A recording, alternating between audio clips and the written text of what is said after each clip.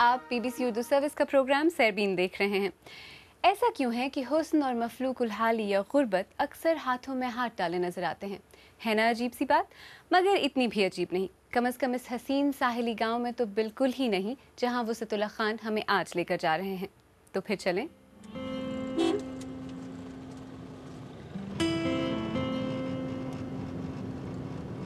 अच्छी बात यह है कि जिंदगी जितनी भी बेदम हो जाए, सुबह की ताजगी उसे फिर जिंदा कर देती है।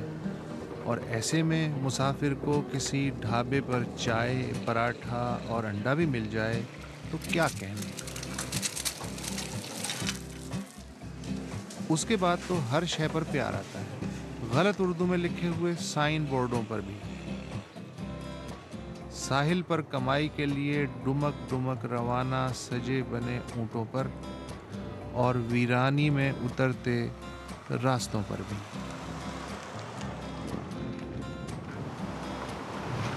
और फिर अचानक एक नीला समंदर सामने खड़ा हो जाए तो मानो शहर की सारी फ्रस्ट्रेशन जैसे पहली लहर ही बहा के ले जाती है।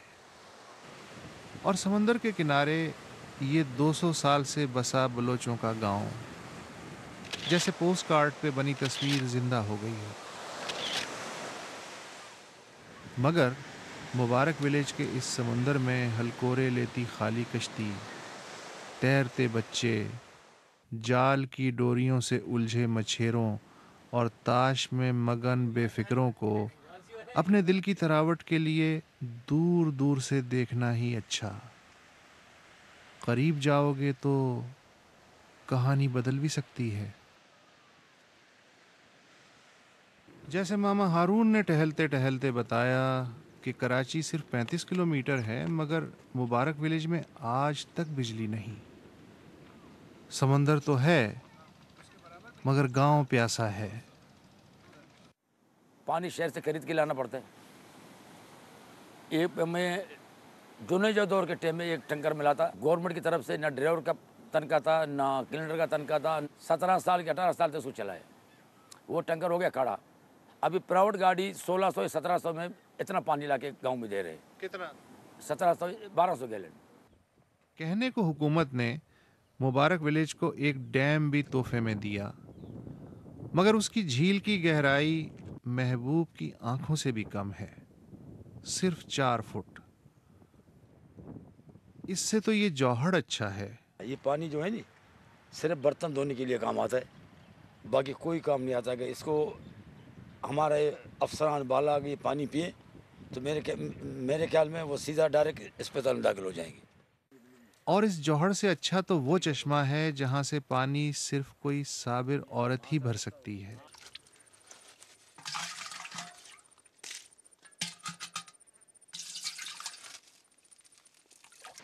लेकिन मुझे इस सेकेंडरी स्कूल की जदीद इमारत, गुलाम गर्दिशें, उम्दा फर्नीचर और ये नया ब्लैक बोर्ड देख के बहुत खुशी हो रही है। मगर जाने हर खुशी के साथ मगर क्यों लग जाता है।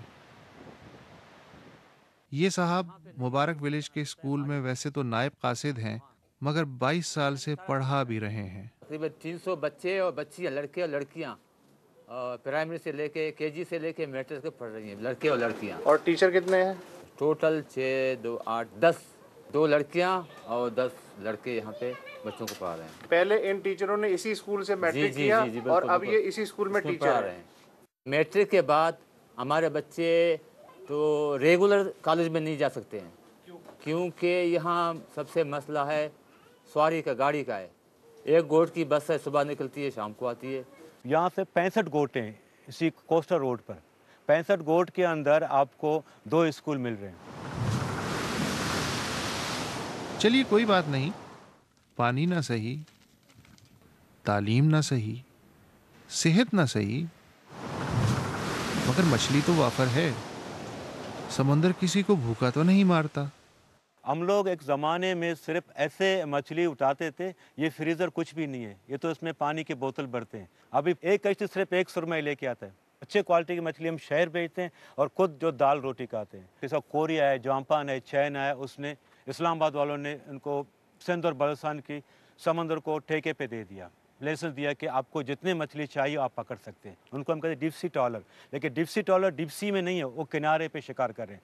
और उनकी जो है एक जाल में 5 टन मछली आता है और हम साल में 5 टन नहीं पकड़ सकते। अगर कुछ भी दस्तरस में नहीं तो अपने साहिल को किराए पे क्यों नहीं दे देते? हट्स बनेंगे तो सयाह आएंगे और खुशहाली भी लाएंगे। मगर फिर मुझे मामा हारून याद आ गए। मरेंगे हम लोग गोलियों से, लेकिन ज़मीन नहीं देंगे। कहते हैं कि हम आइए एक हट उधर बना देंगे। हट में क्या होता है हमें पता है। हट में क्या होता है, कोई कुरान शरीफ कोई नहीं पढ़ता, कोई नमाज नहीं पढ़ते हैं। समझ में नहीं आ रहा कि क्या करूं, रुकूं कि गुजर जाऊं। ऐसी खूबसूरत बस्तियों के मकीन अक्सर मायूसी की करेंसी में ही इर्द गिर्द फैले हुस्न की कीमत क्यों अदा करते रहते हैं? मगर नस्ल दर नस्ल ख्वाब जमा करने से फिर भी बाज नहीं आते। रेत से घरौंदे बनाते रहते हैं और फिर गुरूब हो जाते हैं। इख्तिताम से पहले आपको याद दिलाते चलें कि सैरबीन का बड़ा मौजू था कि पाकिस्तान में इंतखाबात की तैयारियां ज़ोरों पर हैं। कबायली इलाकों खैबर और अक्सई, जनूबी वज़ीरिस्तान, कुर्रम, मोहम्मद और बाजौर एजेंसियों से ख़राब हालात के बायस लाखों लोग घर छोड़कर जा चुके हैं, लेकिन वोट देने की ख्वाहिश तो इनकी भी है। इस वक्त तकरीबन 7 लाख से ज़्यादा अफराद पनाह गुज़ीन कैंपों में रिहाइश पजीर हैं। इलेक्शन कमीशन की तरफ से इन मुतासरीन के वोट के लिए इक़दाम के दावे तो किए गए हैं, लेकिन हकीकत इसके बरक्स है। कबायली इलाकों से आने वाले इन मुतासरीन की बड़ी तादाद सूबे खैबर पख्तूनख्वा के मुख्तलिफ इलाकों के कैंपों में पड़ी हुई है, लेकिन इनके वोट उनके मुस्तकिल पतों पर रजिस्टर्ड हैं, को वहाँ वो जा नहीं सकते। सैरबीन में पेश होने वाले मौज़ूआत अगर आप दोबारा देखना चाहें या किसी मौजू पर अपनी राय देना चाहें तो हमारी वेबसाइट bbcurdu.com पर आएँ। यहाँ दुनिया भर की खबरें, तबसरे और तज्ज़िये मौजूद हैं। आप BBC उर्दू सर्विस के ट्विटर हैंडल @BBC उर्दू के ज़रिए अपने तासरात हमें भेज भी सकते हैं, और अगर आप फेसबुक इस्तेमाल करते हैं तो तशरीफ़ लाइए facebook.com/BBC उर्दू पर। अब सैरबीन इख्तिताम को पहुंचा। आलिया नाज़ की और नौशीन अब्बास को इजाज़त दीजिए। जाते जाते आपको इन खलाबाजों की तस्वीर दिखाते चलें जिन्होंने सिर्फ 6 घंटों में ज़मीन से आलमी खलाई स्टेशन तक पहुंचकर नया रिकॉर्ड कायम किया है।